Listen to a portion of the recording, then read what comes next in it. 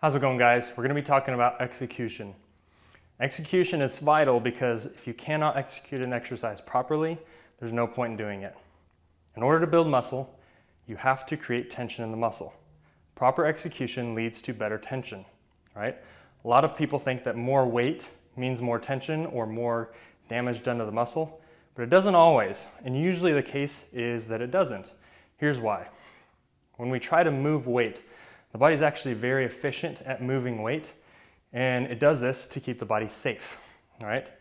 When we do this, if we try to move weight, if our mindset is set on moving the weight, then our body is going to try and help out and keep the body safe by using as many muscle groups as possible to move that weight. So what happens is, if I'm trying to move 50 pounds, my body's gonna say, you know what, let's get 20 different muscles to help out. That way they're all just moving a portion of that 50 pounds. Right? If I try and put that 50 pounds into one muscle, it's going to create a lot of tension in that muscle. So when we approach an exercise, our goal should not be to move that weight from point A to point B, but it should be how do we use that weight to disadvantage a particular muscle and put all of that weight into the one muscle. Usually the case is you're going to be able to lift less, but you're going to get more tension in the muscle. If after all our goal is to build muscle and not move weight, then it doesn't matter how much weight we're using. The other cool thing is as we build muscle and develop strength within that one muscle, and we do that to all of our muscles, we will, as a whole, get stronger.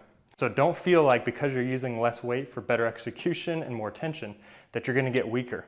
It's just gonna be that one muscle is going to lift less weight, but is going to get stronger over time, and then in combination, you will get stronger as a whole over time as well. The analogy I like to use is if you were to have one guy push a car, is he going to do a lot of work there, or if he has three of his buddies to help out pushing that car? Obviously he's going to do more work if he's pushing it by himself. We want to apply the same principle to our exercises. So for example, if I'm doing a dumbbell curl, right, is my bicep going to get more work done if I use just the one muscle to lift it, or if I use my hips, shoulder, and back to lift it, right? I could do this all day, right? But as soon as I take that away and just use the target muscle, it gets a lot heavier really quickly. So what we're gonna cover today is different things that we wanna incorporate so that we can create more tension in the muscle. First is gonna be setup and stability.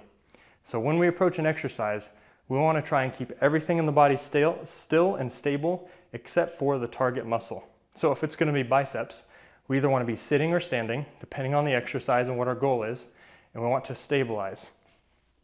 Now because it's an upper body exercise, we want to try and stabilize the upper body. This is done by stabilizing the scapula. In order to stabilize the scapula or the shoulder blades, we want to retract, which is pinching them together, and then depress, which is driving them down towards our hips. As you do this, it'll feel like you have good posture, and that's because you do. Once we get there, we want to use the exercise. We want to initiate it with the intended muscle. So if our target muscle is the bicep, we want to make sure that the bicep starts the movement. If we have something else starting the movement, then the intended muscle is not going to get anything done. So for here, I'm going to retract and depress my shoulder blades. I'm going to bring my elbow slightly forward so that it's already under tension. And then my goal is not to move the dumbbell from point A to point B, but to flex the joint. So here's the elbow. I'm basically thinking about getting this point closer to this point. So I'm going to flex the joint.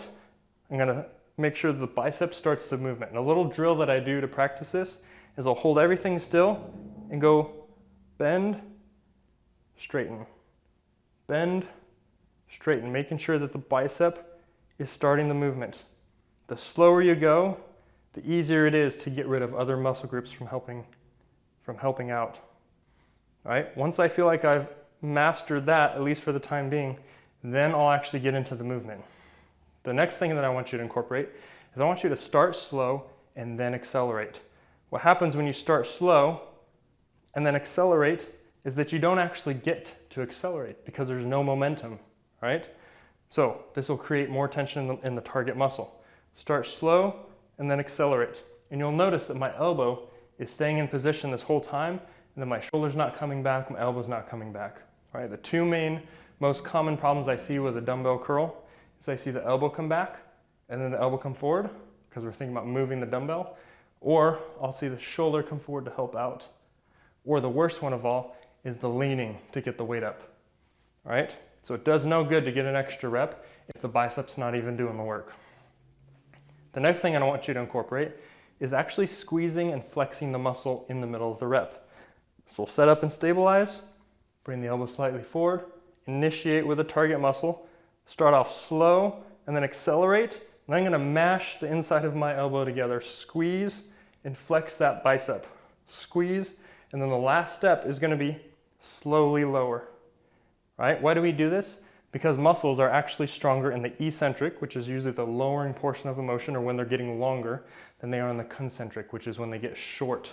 Okay? So we want to match that. So we want to spend less time where they're weaker and more time where they're stronger. Right?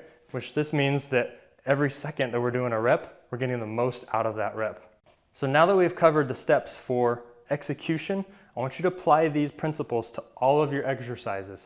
Spend extra time in the eccentric, then in the concentric. Stabilize, set up, make sure that your whole body is still except for the muscle that you're intending to work. Start the movement with the intended muscle. Start off slow, then accelerate, and then squeeze that muscle in the short position when it's fully flexed. Try to stop thinking about moving the weight from point A to point B and contracting the muscle, because that is what's important. After all, a bicep curl is designed to contract the bicep muscle, and a bench press is designed to contract the chest muscle. A squat is designed to work the quads, glutes, hamstrings, right? Be thinking about contracting the muscles and creating that tension, because tension is what builds muscle, not weight.